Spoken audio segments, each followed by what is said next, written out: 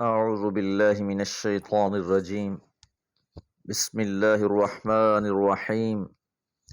إذا وقعت الواقعة ليس لوقعتها كاذبة خافضة رافعة إذا رجت الأرض رجا وبست الجبال بسا فكانت هباء منبثا کنتم ازواجا ثلاثا۔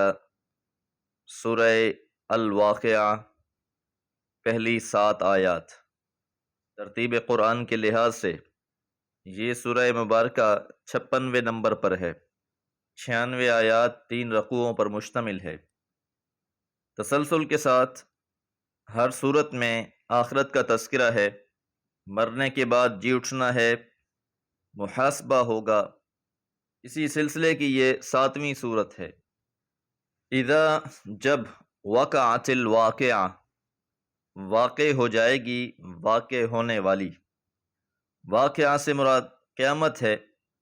وقعت فعل ماضی ہے، اور فعل ماضی سے پہلے اگر اذا آ جائے تو وہ مستقبل کا معنی دیتا ہے، جیسے اذا جاء نصر اللہ، جب اللہ کی مدد آ جائے۔ حالانکہ جاء فعل ماضی ہے، اسی طرح وقعت بھی فعل ماضی ہے، لیکن اس سے پہلے اذا واقع ہوا ہے۔ قیامت کے بارے میں کہا جا رہا ہے کہ قیامت جب واقع ہو جائے گی۔ قیامت کے بارے میں دلائل پچھلی صورتوں میں بڑی تفصیل کے ساتھ بیان ہوئے ہیں۔ جو شبہات تھے ان کا ازالہ کیا گیا ہے، جو سوالات تھے ان کے جواب دیے گئے، ماننے والوں کو بہشتوں کی خوشخبری اور منکرین کو عذاب سے ڈرایا گیا ہے۔ تو اب یہ قیامت کا منظر بیان کیا جا رہا ہے کہ جب واقع ہو جانے والی واقع ہو جائے گی، لیس لوقعتھا، نہیں ہوگا اس کے واقع ہونے میں کاذبہ، جھٹلانے والی، کہ جب قیامت برپا ہو جائے گی تو پھر کوئی اس کو جھٹلائے گا نہیں، کسی کو شک نہیں رہے گا۔ جن کو دنیا میں علم یقین ہے انہیں عین الیقین حاصل ہو جائے گا، اور جو انکاری تھے یا شک میں تھے ان کا انکار اور شک زائل ہو جائے گا۔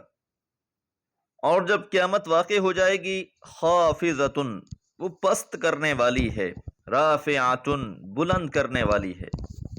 مشرکین مکہ نے کامیابی کا معیار دنیاوی مال و دولت اور آسائش کو سمجھ رکھا تھا، اس لیے وہ بارہا کہتے تھے کہ اس دین کو ماننے والوں کا حال دیکھو، اور جو نہیں مان رہے ان کا حال دیکھو۔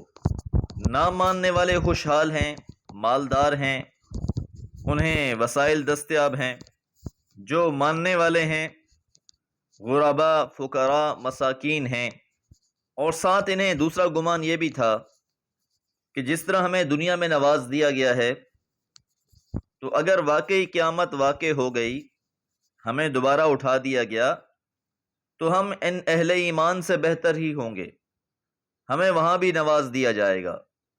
تو فرمایا ایسا نہیں ہے، یہاں بہت سے سربلند لوگ، بڑے جاہ و منصب والے لوگ وہاں پست ہو جائیں گے، حقیر ہو جائیں گے، اور یہاں کے کئی فقراء، مساکین، دنیا میں ایمان لے آنے والے آخرت کے روز بلند کر دیے جائیں گے، انہیں مقام و مرتبے عطا کر دیے جائیں گے۔ وہاں کا معیار تو ایمان اور عمل صالح ہے، جو جیسے اعمال لے کر آیا ہوگا ویسا ہی صلہ پائے گا۔ اذا، جب، رجت الارض، زمین کو جھنجھوڑ دیا جائے گا، رجا، خوب جھنجھوڑنا، جب زمین بالکل جھنجھوڑ کر رکھ دی جائے گی۔ یہ بھی قیامت کی منظر کشی ہے، زمین ہلا کر رکھ دی جائے گی، اور یہ اس شدت کا زلزلہ ہوگا۔ وبست، اور ریزہ ریزہ کر دیے جائیں گے، الجبال بسا، پہاڑ بھی بالکل ریزہ ریزہ۔